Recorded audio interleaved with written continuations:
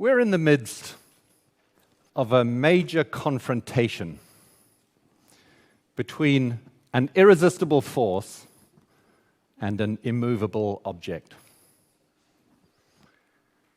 It's going to have a life or death impact on the world's largest and best companies, the companies that drive our economies and that fund our pensions. The irresistible force is technology disruption, and the immovable object is the change monster, the inability of large companies to change quickly. So let's explore the protagonists in this confrontation a little bit more. Start with technology disruption. John Chambers at Cisco has said that the current wave of technology disruption will have an impact perhaps 10 times greater than the cumulative impact of the internet to date. So why this sudden resurgence in disruption? Well, for one thing, we're all connected now. We're connected as consumers, we're connected as businesses. And more than just being connected to each other, we're connected to a large and growing, albeit rather adolescent still, digital ecosystem. And let me explain what I mean by that digital ecosystem and how fast it is growing. So the gateway to that system is devices. Today, there are 3 billion humans who are connected via broadband to this digital ecosystem, and that number will grow to 4 billion by 2017. And the way in which we're connected is changing more and more by smart mobile devices, and that's really important because that drives much more usage. To date, we've downloaded something like 100 billion apps. And every day we upload 2 billion photographs. So if you think that what happens in Vegas or Berlin stays in Vegas or Berlin, I'm afraid it doesn't. It ends up on Snapchat and Facebook and social media. So devices. And then beyond devices connecting humans, there is, of course, the Internet of Things. By 2020, we may have as many as hundreds of billions of sensors connected via tens of billions of devices in the Internet of Things. Then there's the connectivity itself. The speed of connection is going to increase, perhaps threefold over the next 4 years. Then there's the cloud, this place where we go for cheap storage and computing power. And in fact, 2014 is a real watershed year for the cloud. It will be the first year in which workload in the cloud will be bigger than the workload that takes place in traditional IT environments in our corporations. And that ratio is set to move to 2/3, 1/3 by 2017. And then there's data, of course, the data explosion. By the year 2020, the amount of data that we create and store will go up tenfold. So, adolescent it may be, but it's a pretty impressive digital ecosystem. But why is it driving disruption? Well, I think there are two sets of reasons. The first one is it's changing the clock speed. It's changing the clock speed from linear to exponential. It's changing the speed of take-up of new businesses. It's changing the speed of innovation. Think about take-up. Think about the time it takes for a new business to acquire 50 million customers. Go back to the mid-2000s, and it took Facebook 3 years and 8 months. Fast forward to the instant messaging app WhatsApp, it took them 15 months. Fast forward again to the popular mobile game Angry Birds, it took Angry Birds 15 days. So the speed of take-up is driving it exponentially. Think also about business model innovation. Imagine where Amazon is going into the future.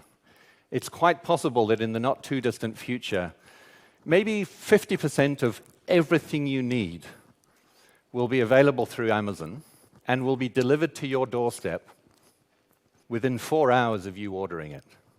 If that future comes to pass, that's truly disruptive for traditional retailers. So the clock speed is changing. The other reason it's disruptive is because there are many, many other technologies that are being built, which, if on a standalone basis, may not be disruptive. But when you hook them up to that digital ecosystem, they become profoundly disruptive. Think about 3D printing as an example. The technology for 3D printing has been around for several years. But when you connect it up to that digital ecosystem, it suddenly becomes very, very disruptive. First of all, you have access to all of that open source innovation, everyone else's files. Then you also have software that is really easy to use, very interoperable, and a world apart from the CAD systems, the proprietary systems that engineers have used. And then lastly, of course, you can print the objects to the remote locations where the demand exists. So if you have a mine that has stopped production because they need a spare part, you can print that spare part in the location to get that mine working again.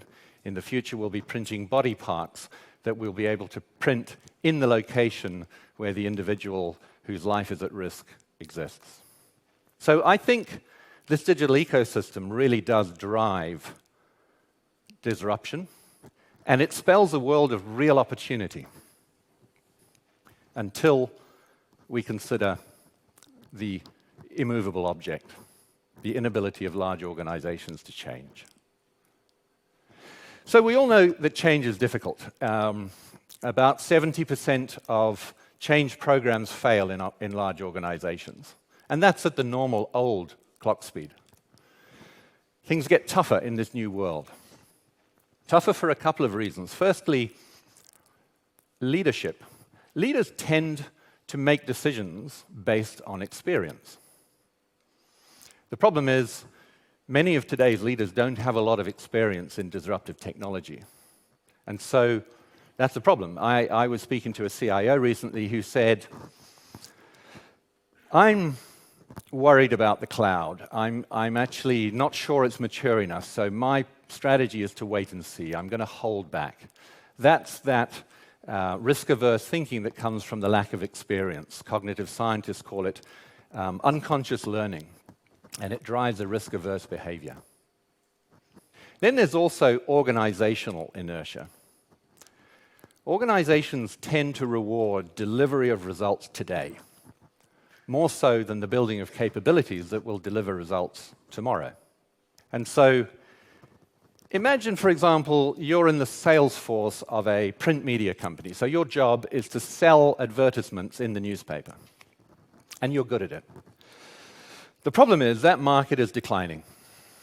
But the good news is there are other products that are growing, digital products selling adverts on mobile and on video.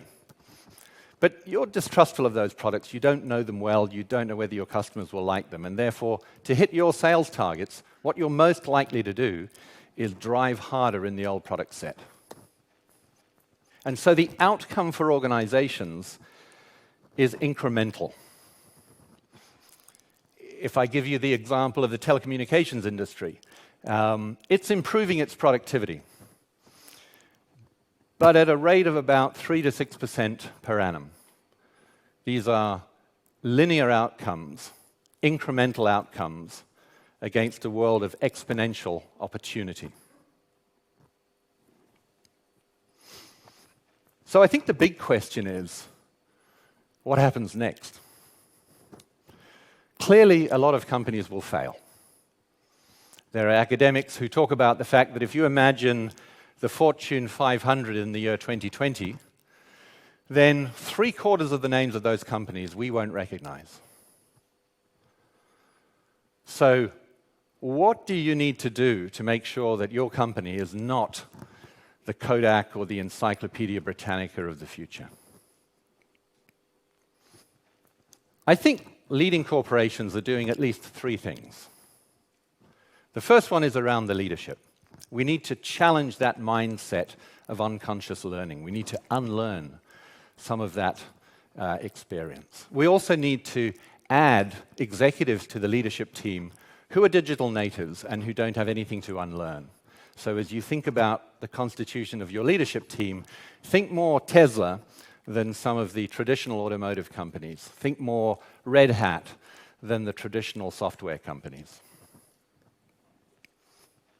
Secondly, I think there's a real imperative for organizations to make a massive change in the skill set in the organization.